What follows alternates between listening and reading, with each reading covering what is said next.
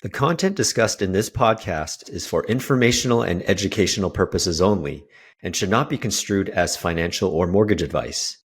Always consult with a licensed professional before making any decisions regarding mortgages or financial matters. Welcome to the Canadian Mortgage Show.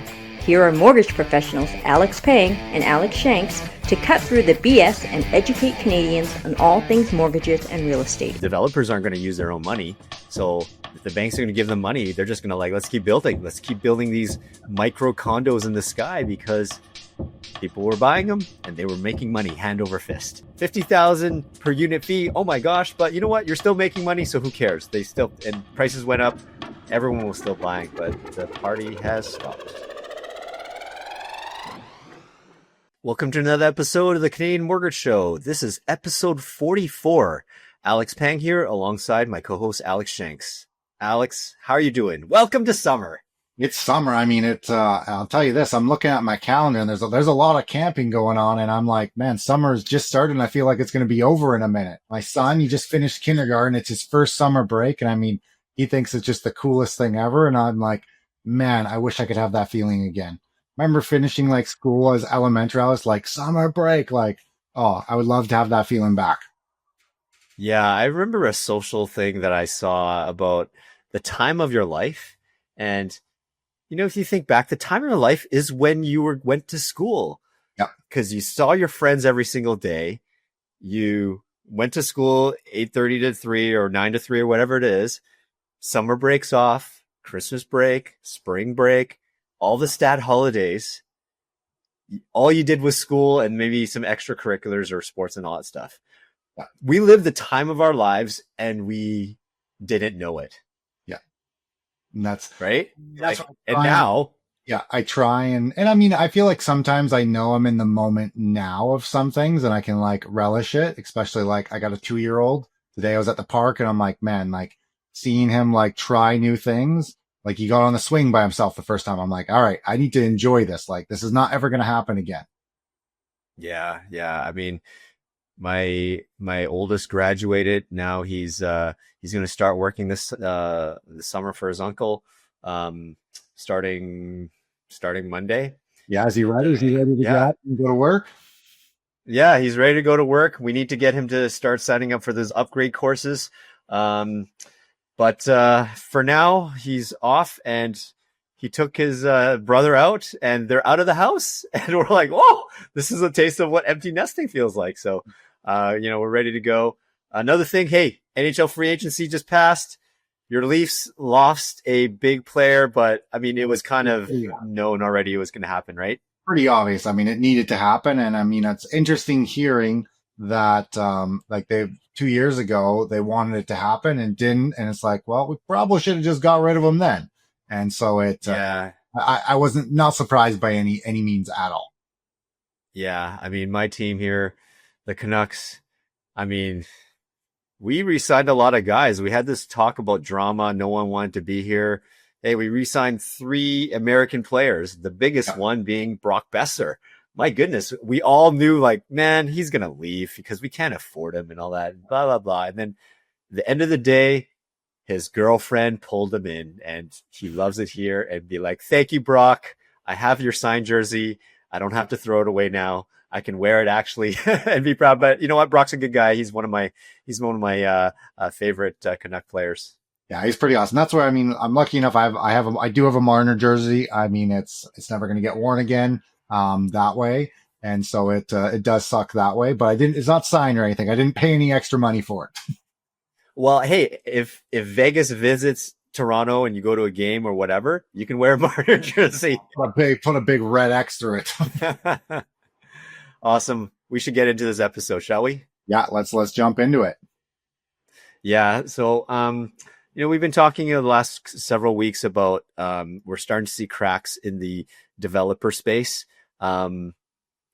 This latest here, we have Reid's Heritage Properties. It's a Guelph developer filed for bankruptcy. So, it's kind of sad that we've heard that, but when times are tough, people were struggling.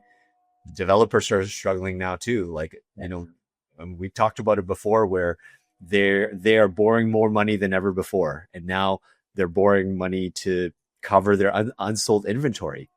And even earlier today, we heard about West Bank. They are slowly not doing very well. So, I mean, I guess it's a sign of the times. Yeah, and I mean, sign of the times, people also got greedy. Like some of the developers definitely got greedy. They tried to extend further than they should have. A lot of people used to do 1 or 2 type of units before. And then they're like, I'm going to build a bunch more. That's what we've seen. I'm trying to clean up some of these on like smaller time developers. If they would have just kept trucking along doing 5 or 6 type of developments a year, they would have been good. They tried to go for the big, and it then burnt them. Yeah, well, I mean, it worked for the last 15 years. So why not developers aren't going to use their own money. So if the banks are going to give them money, they're just going to let's keep building. Let's keep building these micro condos in the sky because people were buying them and they were making money hand over fist. Same can be said with the province with property transfer tax, developers, the development fees with the cities, so on and so forth. Everyone was getting the PC action.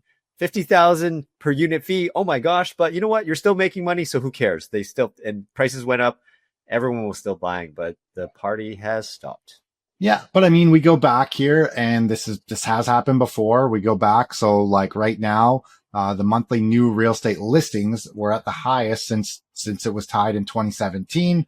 Now, when the peak happened there, we obviously did see a price drop of around 10% across Canada. So I mean, again, like, we've seen these things before. It's obviously, I would say the stuff that's happening in Toronto, a little different that way. It's definitely, it's own dangerous beast over there. But this is stuff like it is cyclical. Like it's not like it can't just always go up. It's got to come down at the same time and then it will go back up again. Yeah. Yeah. If you see this graph here, by the Canadian Real Estate Association, CREA, you're seeing some ups and downs and such, but the natural progression is that real estate does naturally go up. Of course, the last couple of years has come down because of the COVID craziness. And you'll see later on that it has pulled back from the peak and has become more affordable, so to speak, quote unquote. Next up here, we have some, job vacancies are plunging in Canada here. Now it's down to levels last seen in 2018 pre-COVID. So what that means is, there's no jobs, especially with youth. Like youth unemployment again is like 20%. And I mean, we're going to talk about it down here later, but obviously we know that we wanted to slow immigration. But at the same time, it's making other places it's going to make it harder. We had a population Q1 of only 20,000 here in 2025. Now this is the second slowest since 1946, tied with 2014. I mean, we could say, hey, we're winning. We're bringing less people in, but this is going to have a damaging effect on other stuff down the way as well. And we'll get into some of that stuff. Yeah. It's almost like every time the government makes a move, it's always reactionary. I mean, the toothpaste is out of the bottle already. You can't really put it back. You're like, oh yeah, we gotta stop immigration. Yes, we finally done it. But what about all the 2 or 3 million of migrants that have come in over the last several years up to COVID, and we haven't built enough to house them. Yeah. Sure, there's a lot of supply now, but it's just not the right supply. And prices have come down, but it hasn't come down enough yet. Yeah. Incomes haven't caught up. So it's almost like we are witnessing a slow death. Like, we're bleeding an animal dry and not skinning the cat directly. So, something that we've seen here is that there's been a report out in about Canada Stats Can, our real GDP. So that's gross domestic product. It fell 0.1% in April. Now I know we're in July now, but these reports are lagging indicators. It was led by a sharp 1.9% drop in manufacturing. And it's been the biggest since April 2021. Yeah. And if my memory serves me correctly, April 2021 is in the height of COVID, wasn't it? Oh yeah, I think that's like it was March and then April 2021, pretty much the highest part of it. Yeah, yeah, and this is the second straight monthly decline, and it's been a 0.1% contraction, also estimated for May. So, And this was things are softening. this was before the bigger news again of Canada and the U.S. fighting again. I mean, Canada's taken away, which is so funny. We're talking about Trump here. Hey, I'm all pissed off at Canada because you're implementing this like the what's that digital like service tax. Now, this was something from a year ago. I don't agree with it fully, but again, it was something that was already talked about. It's not like some brand new thing Canada brought in, but obviously it pissed Trump off, and now we say, oh, well, the tariffs are going to be coming back more aggressive. And that again would put the manufacturing and other stuff down even further. Well, speaking of digital service tax, we might as well talk about it. They were set to impose it, and it would have raised $7 billion over 5 years. Yeah. Now, what is the digital service tax? Alex, you want to explain it? No, I'll let you do it. I think you got me. Okay, so this digital service tax, or we'll call it DST, it was set to affect mega companies that offer digital services, like online advertising or shopping, and earn more than 20 million in revenue from Canadian sources. So companies like Amazon, Apple, Airbnb, Google, Meta, i.e. Facebook or Instagram, and Uber, they'd be taxed 3% on the money they make from Canadian users and customers. Yeah. Now, like Alex said, the levy was supposed to be in place, or it was in place since last year, but the first payments were supposed to be due this past Monday. Since it was retroactive back to 2022, those U.S. companies were looking at a $2 billion U.S. tax bill. And so, like you said, Trump didn't like it, and he halted all trade talks with Canada. Yep. And that service, that thing went away pretty quick from Carney. Yep. And the day after, I think maybe a day after on a Sunday, it's on June 28th, Carney rescinded it, and just to resume talks. And all signs, I haven't heard talks resuming yet, but it seems like those bullies on the playground that have a lot of bark but no bite. They were just, puffing their chest, but when you actually ready to throw down, they just cave like turtles. Yeah. That's what Carney looks like right now. Yeah. I mean, to me, that one, I feel like that one probably would have been worth fighting a bit harder of like, again, it's not like it was a new tax that brought in. It was implemented a year ago. It was already talked about.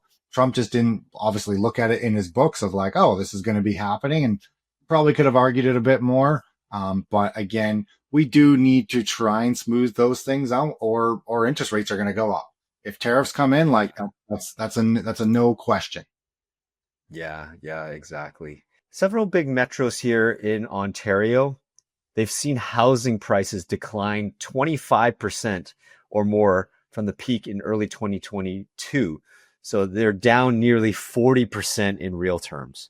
Ooh. So, we're talking about like Toronto, like the actual Toronto proper has seen down, but the ones that have seen the biggest increase is the GTA, like around the 905 area.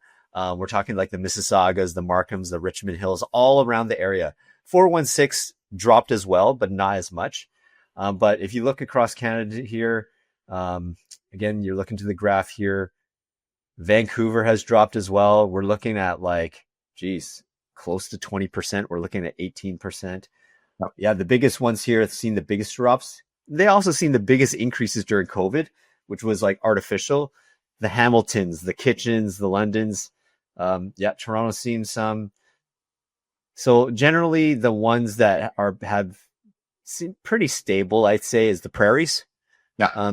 Alberta, Saskatchewan, Manitoba, even the Maritimes as well. Yeah. And that's it. Yeah. I mean, that's where the most of the damage to me is it's out east. That's where, again, people were bidding 300,000, 400,000 over asking, buying pre-sales for $2 million. They're now worth 1.2. Like that's where a lot of the damage is. And that's also where a lot of mortgage fraud happens. And that's how Absolutely. people were able to qualify for these things, is because they were doing it fraudulently. Yeah, and we hate to be a dead horse, people, but government, please do that direct linkage to CRA. We started it. It was on the budget about a year and a half ago, but it honestly just went to die. And so we are not giving up on this. I mean, Ron Butler has spearheaded this. Everyone in the industry wants it. Everyone except the those perpetuating the fraud, the fraudulent realtors, or no, the unscrupulous realtors, the mortgage brokers, and the lawyers. Everybody who's involved in this scheme don't want it. As in, don't want it. Stop. We as a country in the industry want to stop because it creates unfairness. Yeah. And yes, and we want our country to be fair. And also, we live in it, so it's makes not corrupt. It very frustrating for clients as well. Like certain lenders are only taking certain documents now because certain documents are easier to make fraudulent. And I mean, it's just really annoying. And I don't like it as a mortgage broker having to go back to you, say, Alex, and say, hey, I need that different NOA. This one, I don't like it. Oh, hey, I need a different T4. Like it makes the process not smooth at all, which is what I also don't really like. Yeah, it's because unfortunately, lenders know that, like people who have perpetuated fraud are those who are like self-employed. They're either an Uber driver or whatever, and they claim 150,000 income. Yeah. And we're like, wait a minute, that doesn't seem right. Now, if you're like a hairdresser or whatever, making, 50, 60, 70, yeah, that's, if you're a good hairdresser and you have a lot of business, sure. But if you report an income of something outlandish, then, red flags come up. And now, the lenders want, certain documents, bank statements and all that. And hey, there's a crazy scheme set up where, yes, you have the documents all doctored really well, but people have set up companies or people who are there to be their employer verification. Right. Oh, this is the company. Yes, you're asking this, like all that stuff. So, people have been caught. So, we need that to stop. Yeah. Now, I mean, one thing is obviously, so according here to WOWA, every province except BC and Ontario is actually up for May of 2025 in prices actually. And so, I mean, BC's down 4.3, Ontario's down 3.2. And they're saying obviously it's a buyer's market there. Every other province is up on average, I would say like 6%. You got Quebec, 8.9, Alberta's 4, Nova Scotia 6, Prince Edward's 5, Manitoba's 10.5. I mean, again, this is where we always talk about BC and Ontario. That's what everyone focuses on. But there's a bunch of other markets out there, and some of them are doing quite well. Yeah, so what this really tells you is all of the affordable markets, other than Ontario, BC, they're up because it's affordable.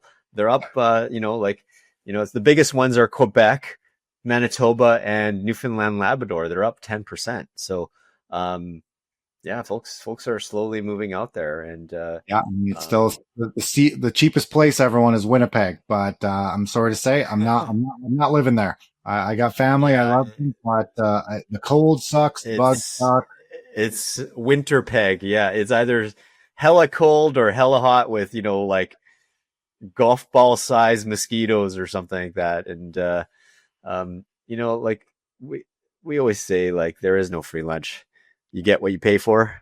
Yeah. And, a lot of times I see, people who are tourists come to our town and I said, like, is BC really that beautiful? They're like, oh yeah, it's like one of the beautiful places on earth. And I'm like, well, is it worth $2 million for a house here for that beauty? Yeah. I'm not sure, because I'm born and raised here, so I don't know any different. When I go elsewhere, I'm like, oh yeah, this is a shithole. There's nothing to do here, right? And so. But that's where caveat. Yeah, but that's where I personally I would go work somewhere else, save up a bunch of money, live in a cheaper place so that I could then come back here. That's where I find people are like, I deserve to be here today. I should get it for $600,000, not $1 million. Where it's like, well, hey, you might have to go work somewhere else, save some money, and then you get to come back. Yeah, especially in our culture, the Asian culture, there's a lot of people who are Canadian citizens or they they live and work in Hong Kong and Yeah. they make a lot of money there because it's a flat tax system and it's I believe it's 15%. And obviously it's a flat tax. There's obviously way less social programs and Right. they work a lot like we have some family members doing that as well and uh they're saving up a lot of money and one day they will retire and come back to live in Canada for that very reason because you're right we can't save money living in Ontario, BC. That's for sure. Um, um, Based on an average living, so I can see that happening as well. That's what I see. Like a lot of people, any clients I've getting lately that are kind of downsizing. They're selling from Vancouver, selling 1.5, 2 million, and they're coming to the island. And I mean, they can buy a massive home for 800,000 or a million. They're going to take that equity. Their monthly cost is $1,500 now, dropping from 3,500. And so, I mean, it's a massive lifestyle shift for people. I have an extra $1,500 a month now that I get to go do other things. And that's where, again, our market is going up. Vancouver might be going down, but again, it's cheaper over here. Yeah. I mean, we've talked about it before, but when it's time for us to downsize, my wife and I, we're probably going to do a bit of snowbirding between Asia here, whatever. We're going to downsize.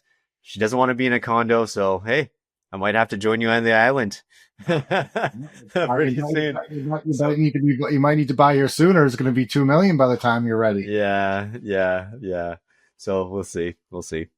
Um, here's an interesting report from RBC, the biggest bank of Canada. They said that owning a home in Canada is the most affordable it's been in 3 years. But it somehow still requires 55% of your income. Yeah, well, it's great to say that home prices are down, but interest rates are still higher, and we also have the stress test, and so Yes, that is the thing. We're still qualifying higher than when people bought in 2021, 2022. Well, and guess what, folks? If you're seeing this on the video side, what skews the numbers? Vancouver and Toronto. Surprise, surprise. 68% of income for Toronto. And check this out, Vancouver, 92.7% of income for homes. Like that is an outlandish number. Like, that basically tells you like a lot of the money has, during probably the last 10 years has been offshore money, like where incomes have detached from housing prices at a certain point. It's flooded Vancouver, it's flooded Toronto in some respects. Another thing I'd be interested to know, like for the data, because again, they're obviously getting it from the CRA and stuff and looking at people's like employment and stuff. Well, think of a lot of business owners. They don't like to report income. So, I mean, they may have a shit ton of money. They're just reporting very low, which again would skew these numbers in the wrong way as well. And that's just where you have to take it for a grain of salt. But I mean, I know there's people that pay rent and probably use 90% of their income just on rent. And it's because they're trying to live this lavish lifestyle. And it's like, you're just killing yourself. Yeah, exactly. But I mean, at the same time, what's the percentage of self-employed of the workforce in Canada? Is it something like less than 20%, something like that? Yeah, like I'd say 20%. Yeah. Yeah. So yeah, that does skew the number a little bit, but based on the trend, that's kind of about right. Vancouver being, I didn't realize that much more than Toronto, but like, yeah. So here's another graph here. It took 12 years. No, we're talking about house prices. We're kind of going through a correction right now. Is the bubble bursting? Like some people are saying, if we're talking about a 3-year burst, I'm like, it's not really. It is kind of going through a correction. Now, it took 12 years to recover from the 1989 price peak. Yep. Now, if you adjust for real prices for inflation, that's actually 20 years.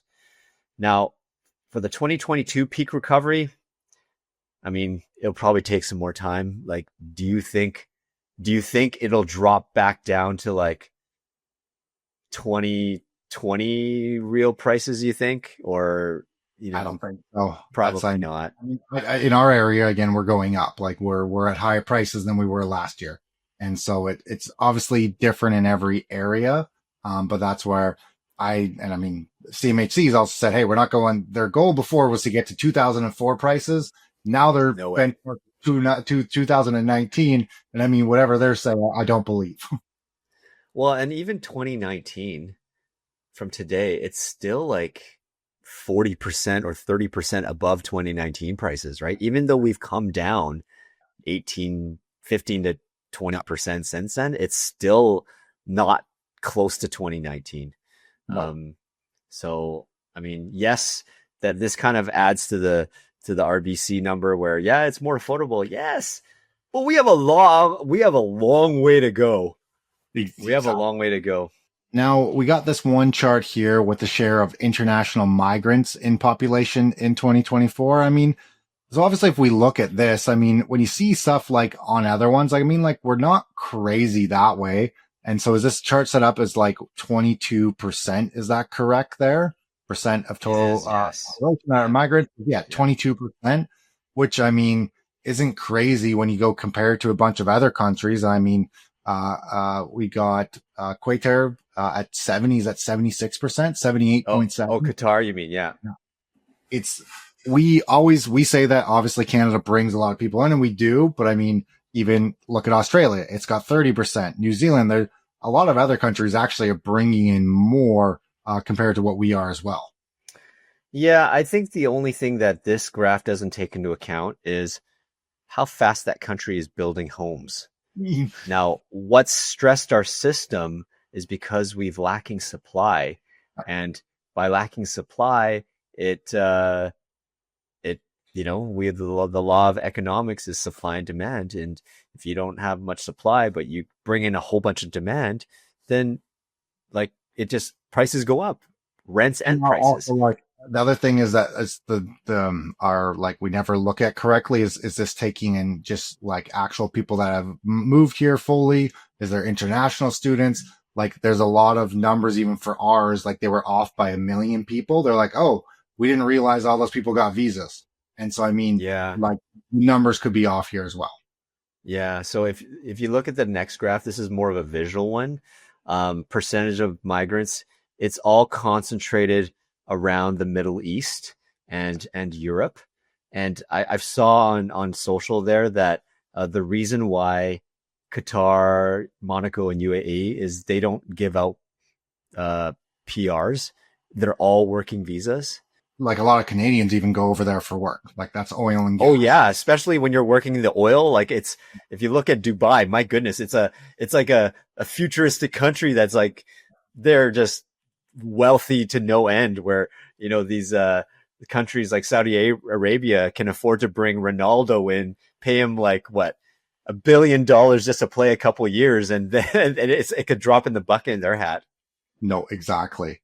This is also another one, like just again talking about not so great for Canada, but like since 2010, Canada's barely had any growth in real business investment, and pretty much zero since 2014. I mean, that's a sad thing to see. On this chart, you'll see on here, this is like showing the difference between what it looks like here versus the US, which hasn't stopped growing its business investment since 2010. We know what happened there. US got smarter than we did. They didn't just rely on real estate, and we're like, hey, we actually need to have other businesses and infrastructures. And I mean, their chart looks amazing. Businesses is just going up.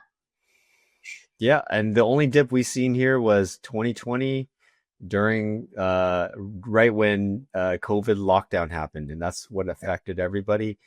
You know what this chart tells me? This tells me what we already know already, is that Canadians love real estate too much.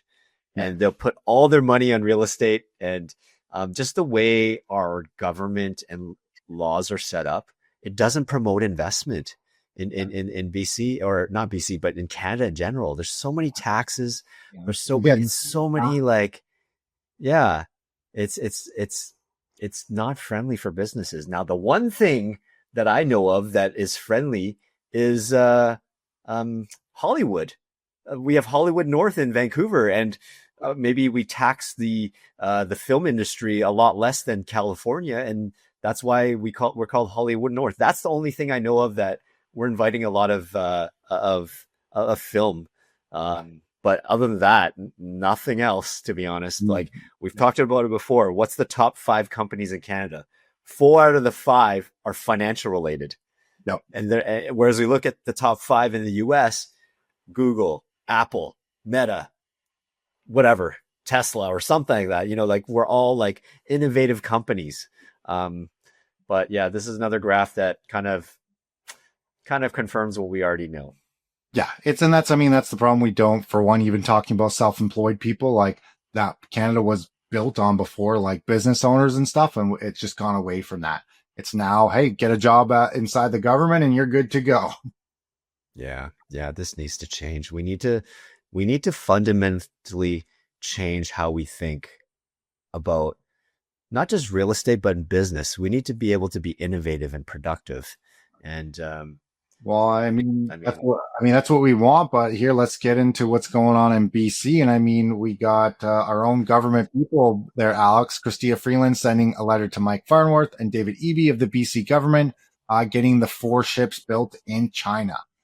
In China, remember, we're not building it here in BC. Yes. We're not building it in Canada. Yes. Again, yes. I'm personally fine with it. It would cost so much freaking money here, but we need to do the things that we actually could do better here. Again, there's certain things that we definitely could do better in Canada, then that shouldn't be done in China. But their cost for us to build these ships, we're talking maybe $1 trillion. I'm not even going to lie there. It probably costs $1 trillion to do it in Canada just because of the bureaucracy. Yep. Bureaucracy, the wages, everything like that. And, I think Chrystia Freeland, I think it was more of a political thing where they've always talked about elbows up, buy Canadian and all that stuff. Hey, we understand that until it hits your pocketbook. Exactly. Sure, I'd love to buy something in Canada, but if these cases, these strawberries are going to cost me $15, but the US one is going to only cost me like $7 or $8, sorry. Yeah. So so the letter here, we're not going to read it totally. Basically saying, oh, we're disappointed, that this, you're cutting away from jobs and all that stuff. But you know what? Hey, BC Ferries, even though it's a crown corporation, it is a business at the end of the day. And if they decide to outsource it to China or wherever, sorry, it is cheaper. So yeah, I know we're building the ships for the military and the Coast Guard in North Van at C-SPAN. Tell you this, the amount of money that's wasted there, it's pretty disgusting. And they'll move them into certain sections. Hey, we got part of our contract done. Give us money. Oh shit. You know what? We didn't get all that work done. You guys changed the plan on us. Hey, we need an extra $1 million now. It's the day, I know some people that were in the government and part of it, the day that COVID was really hitting, like in April, C-SPAN called the government, said, you need to give us $50 million today or we shut down. They never shut down one day. They never needed the money, but they used it as a way to obviously get more money. Oh my gosh. Everything is all such a game just to be money grab. And you know what? Who ends up hurting? It's the taxpayer. It's you and me. Yep. Right. So, further to this one, BC Ferries receives a $1 billion bank loan for Chinese made ships, from the Canadian Infrastructure Bank. And this bank is accountable to the Parliament through the Federal Minister of Housing, Infrastructure and Communities, who is headed by who? Former mayor of Vancouver, Gregor Robertson. Yeah. Do you not smell a conflict there? Well, a little bit. My goodness, I know we shit on the government all the time, but this is becoming just comical now. Yeah. You just, again, see it, but it's right in front of us. And again, are we doing anything about it? No. It's, like we talked about on the last podcast. With, talking about if they're ever going to tax people's homes and stuff. Again, it's the current generation. Yes, they would freak out, but if they come after Alex, to me and you, I mean, we don't even protest. Like we're just they're going to get to take everything from us. Yeah, yeah. It's just funny how, the government, talks about buying Canadian. All the meanwhile, these companies are, like, doing stuff. They're not, the left hand is not talking to the right. And, so next up here, some northern BC employers are claiming that entire towns will collapse. So we're kind of circling back on the immigration part and temporary foreign workers. They said that some of the entire towns in northern BC will collapse because of our federal government's cut to foreign workers and student visas, which we agree has been necessary. Um, we know that agriculture mostly is seasonal. I mean, some towns are relying heavily on subsidized foreign workers. Like, do you know any industries there? Like, what do you think? Well, no, I mean, it's honestly, it's even just like the Walmarts and stuff. Like those are the companies that are probably lobbying for some of this of like, hey, we can't get people. We don't want to pay them $17 an hour. We want to pay them the $10 and then the government pay the rest of it. And that's where, and again, it's just hard to find jobs. And I mean, like in the picture here, this is actually, this is up in Prince Rupert. Now that the fishing industry isn't as good, the big thing up there is the port. Like they have a massive port where they're shipping stuff. But there's no other industry up there. We don't do lumber anymore, really, other than shipping it out. We don't have lumber mills. We don't do pulp anymore. And there's just no work up there. I have an idea. We talked about youth unemployment being 20%. Yep. Why not bring students up to Prince Rupert in the north? Because there's jobs. Especially, but the students wouldn't do it, Alex. That's the thing is like, they're going to say, I want to live in downtown Vancouver. I want to drink my Starbucks and everything. And that's where, I mean, again, you could go buy a house up in Prince Rupert for today for probably 500,000.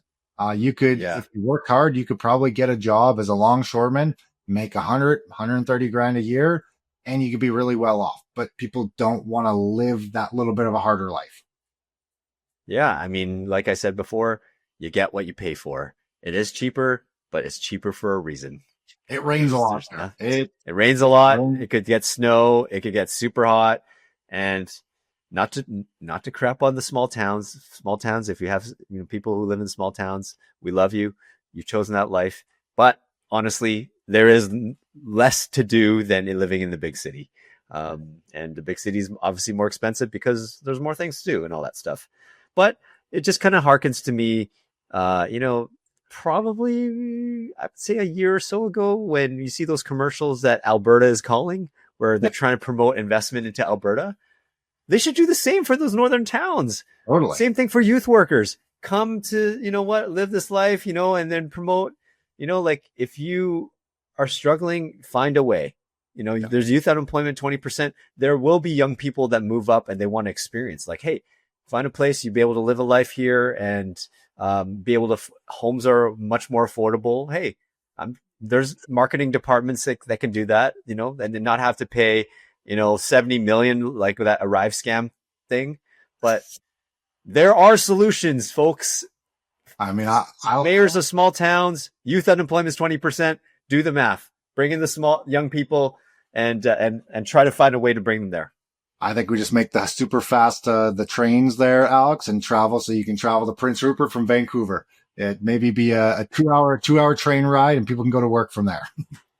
Yeah. So we have one last item before we go here.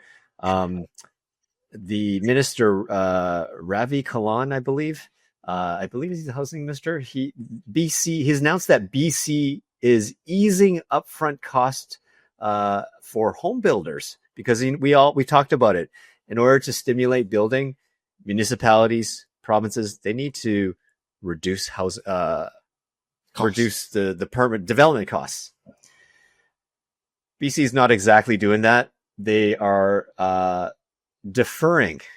So starting in 2025, developers can defer fees on select projects to improve cash flow and speed up builds.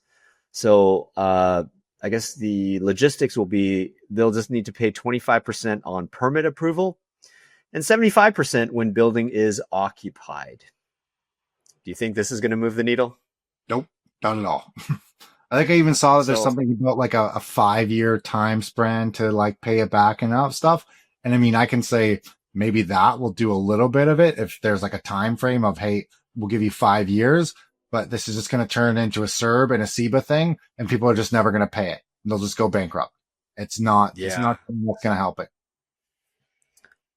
I mean, I like the sentiment that they understand that the development fees are a barrier. How about just lowering them?